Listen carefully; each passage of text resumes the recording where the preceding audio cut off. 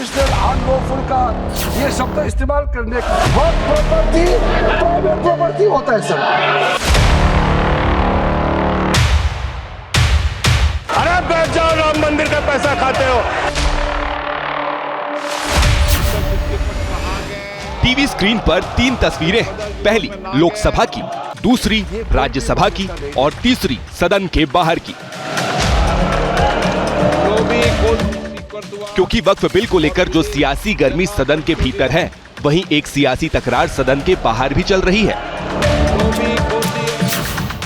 क्योंकि Congress parliamentary board की बैठक में सोनिया गांधी ने वक्फ बिल को संविधान पर हमला बताया, तो वक्फ मामले में जेपीसी के अध्यक्ष रहे जगदम्बिका पाल ने विपक्ष पर लोगों को गुमराह करने का आरोप लगाते हुए हमलों की झड़ी लगा दी।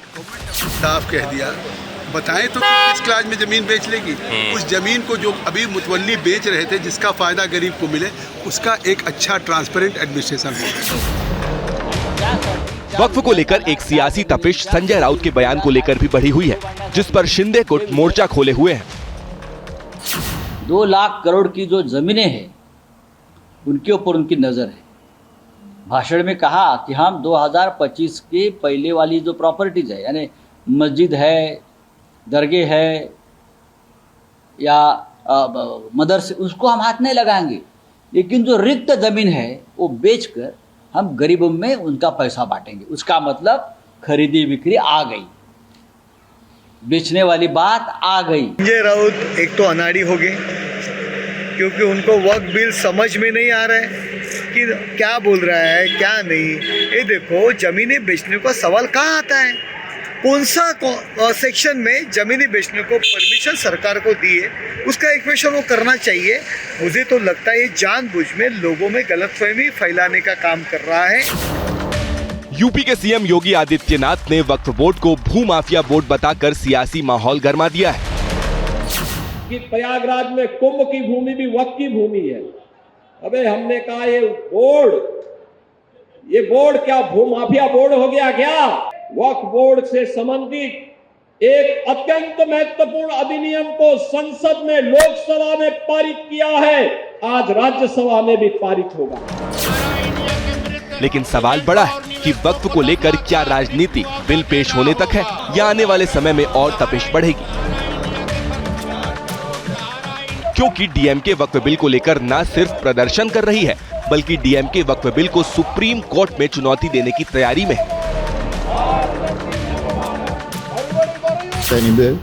இன்றைய பேரவை நடவடிக்கைகளில் நாங்கள் பங்கெடுக்கிறோம்.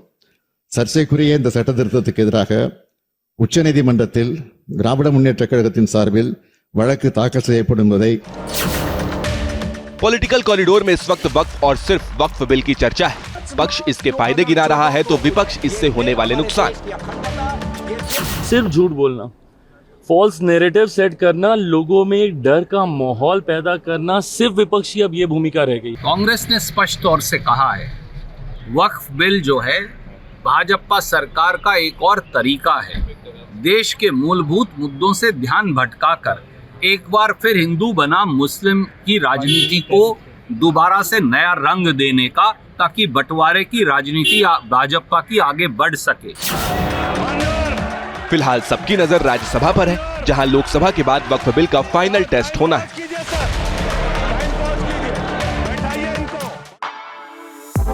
For exclusive and insightful videos, subscribe to our new channel ABP Live Premium.